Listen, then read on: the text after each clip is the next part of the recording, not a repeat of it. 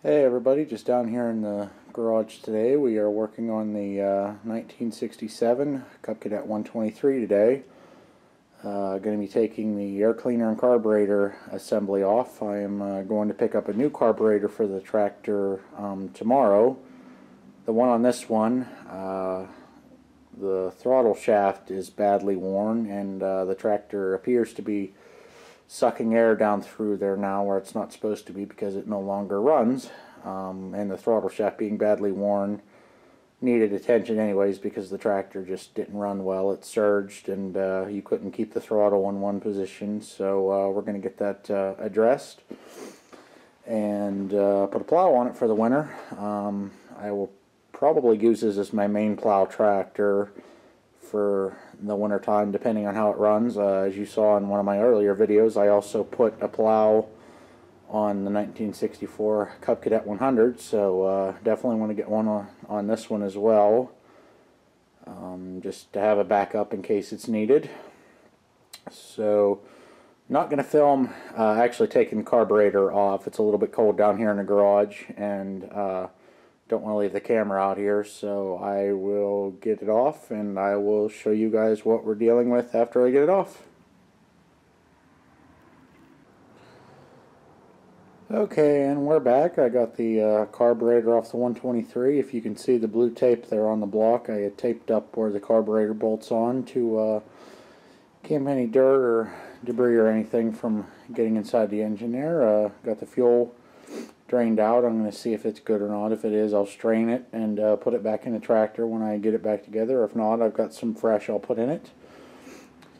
But yeah, not too bad of a job. I mean, probably only took me about 10 minutes or so to get the carburetor off. Normally to take one off, all you'd have to do on these 12 horses is basically undo the choke cable and drain the fuel. Undo the fuel line from the carburetor, drain the fuel out, and undo the choke cable, and then unbolt the carburetor.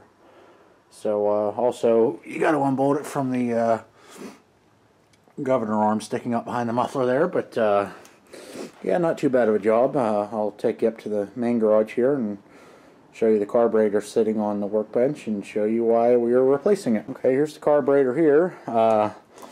It is a Carter Model N number 26 carburetor, and the reason that I am replacing it is because the throttle shaft is pretty badly worn. I don't know how well I can do this one-handed, but as you can see, I got quite a bit of slop in the shaft, and also the top piece there where the right here where the governor arm hooks is also pretty badly worn, and just both pieces being worn leads to the tractor to not want to stay at one set throttle speed. It wants to surge and whatnot. So I just decided that it would probably be easier just to get a good used carburetor with the shaft and that top piece being tight, so I don't have that issue when I use it next time. And also, with the throttle shaft being a little bit worn, it started sucking air down in and making the tractor not run well. It got bad enough to the point it started sucking air rather and not running. So anyway, that's it for now. I am going to pick up the carburetor tomorrow. I'm not sure if I'll